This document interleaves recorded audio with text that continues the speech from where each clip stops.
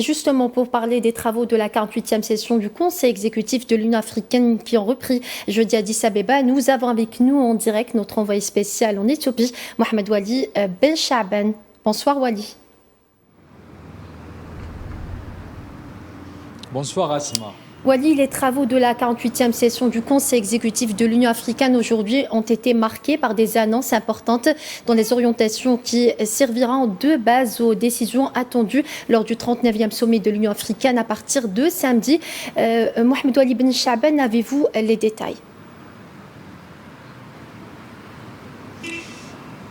Oui, Asma, effectivement. Donc, dans ce deuxième et dernier jour des travaux de la 48e session du Conseil exécutif de l'Union africaine et en préparation du sommet de l'Union africaine, les ministres des Affaires étrangères des États membres de l'UEA ont examiné un large éventail de dossiers portant sur le rôle et la place de l'action africaine sur la gestion des principaux défis politiques, sécuritaires et de développement économique dans le continent africain. Concernant les décisions de cette 48e session du Conseil exécutif de l'Union africaine, les points essentiels à retenir dans sa clôture, on cite les efforts de l'Algérie sous les directives du président de la République, M. Abdelmadjid Tebboune, pour l'organisation rigoureuse de la foire du commerce intra-africaine EATF tenue à Alger septembre dernier. On cite également le succès de l'organisation de la semaine de la créativité africaine CANEX.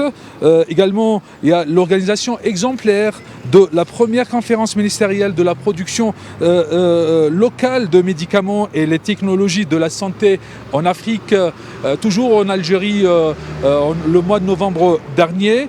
Il y a aussi la reconnaissance remarquable du rôle pionnier de l'Algérie dans le renforcement de l'industrie pharmaceutique et des mesures concrètes prises par le gouvernement algérien pour soutenir la fabrication de produits de santé sur le continent africain. On cite également ce conseil a loué le leadership de l'Algérie dans ce domaine et appelle l'ensemble des États membres à suivre et s'inspirer de l'expérience algérienne.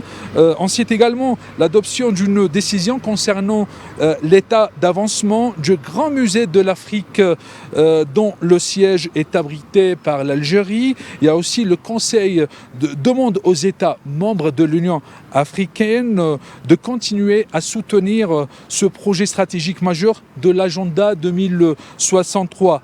Par ailleurs, Asma, on évoque plutôt les participants en marge de ces travaux ont évoqué les ingérences étrangères qui entravent le développement économique et sur tous les fronts du continent africain et qui ont rejeté cette ingérence africaine qui est souvent cachée sous le couvert de développement économique, de la propulsion du continent. Et puis, comme la plupart des participants que nous avons rencontrés, et ils nous ont dit que les crises africaines...